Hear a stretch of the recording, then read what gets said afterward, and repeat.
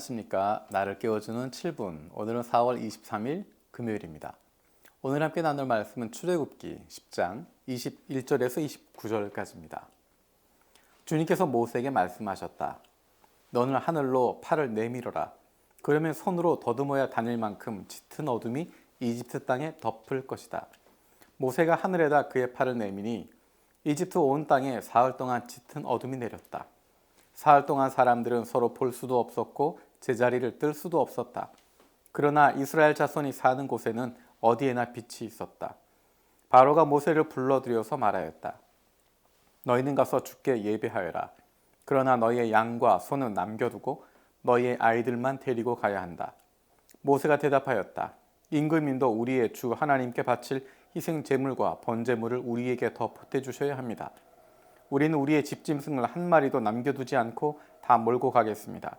우리는 그것들 가운데서 주 우리 하나님께 바칠 제물을 택할 것입니다. 그러나 우리가 거기에 다다를 때까지는 우리가 어떤 것을 바쳐야 할지를 알 수 없습니다.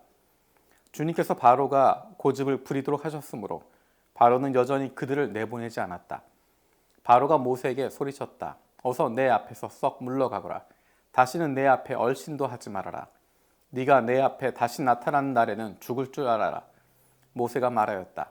말씀 잘하셨습니다. 나도 다시는 임금님 앞에 나타나지 않겠습니다. 오늘의 본문의 내용은 9번째 재앙에 대한 부분입니다. 온 세상에 어둠이 암흑이 내리는 장면입니다.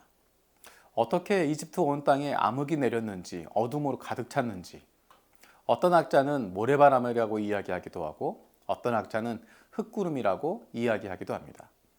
어쨌든지 어떤 방법으로든지 이집트 온 땅 가운데 짙은 어둠이 내렸습니다. 사람들이 앞을 분간할 수 없을 정도로, 제대로 생활할 수 없을 정도로 어두움 가운데 잠깁니다. 그런데 놀라운 것은 이스라엘 자손이 살고 있는 곳입니다. 23절에 보면 그러나 이스라엘 자손이 사는 곳에는 어디에나 빛이 있었다. 모래 폭풍이었든 흙구름이었든 어떤 이유에서든 이집트 전체가 어둠 가운데 암흑 가운데 잠겨져 있는데 이스라엘 자손이 있는 곳은 어디에나 빛이 있었다라는 것입니다. 이 구절은 우리에게 빛 대신 주님을 생각하게 만듭니다. 우리 안에 주님이 계시기 때문에 우리는 그 빛을 지닐 수 있습니다. 이 재앙과 조금 떨어져 있는 이야기가 될 수 있겠지만 세상은 어둠 가운데 있지만 예수님께서 이 세상에 빛으로 오셨습니다.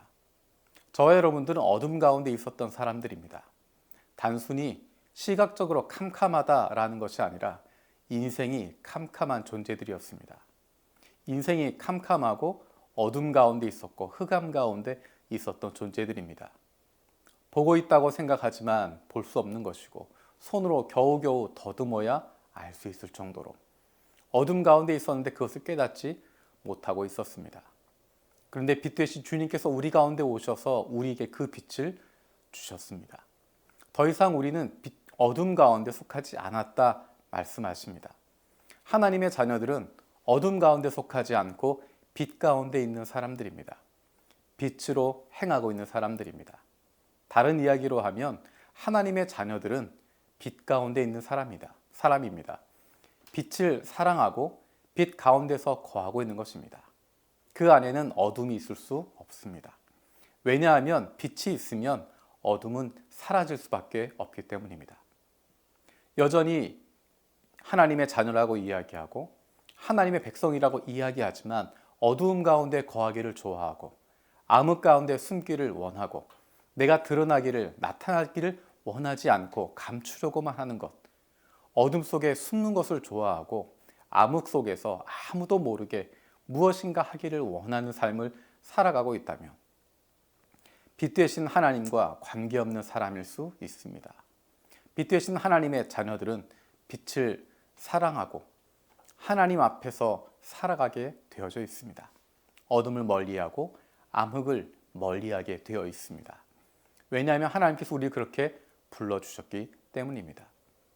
오늘 이 9번째 재앙은 온 이집트에 내려진 그 어둠은, 그 암흑은 어쩌면 10번째 재앙을 미리 보여주고 있는 것 같습니다.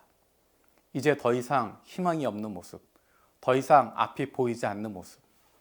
하지만 이스라엘 자손 가운데 빛이 비치는 것을 보면서 이스라엘 백성들을 지켜주시는, 이스라엘 백성들과 함께하는 그들의 신을 볼 수 있게 되는 것입니다. 하나님은 이 세상 가운데 하나님의 백성들을 지키시는 분이시고 하나님의 백성들을 인도하시고 책임지시는 분이십니다. 저와 여러분들은 빛 되신 하나님, 그분 빛 가운데 살아가고 있는 빛의 자녀들입니다. 하나님의 자녀답게, 빛의 자녀답게 어둠 가운데 있지 않고 암흑 가운데 머물지 않고 빛 가운데 거할 수 있는 저와 여러분들 되기를 원합니다. 기도하겠습니다.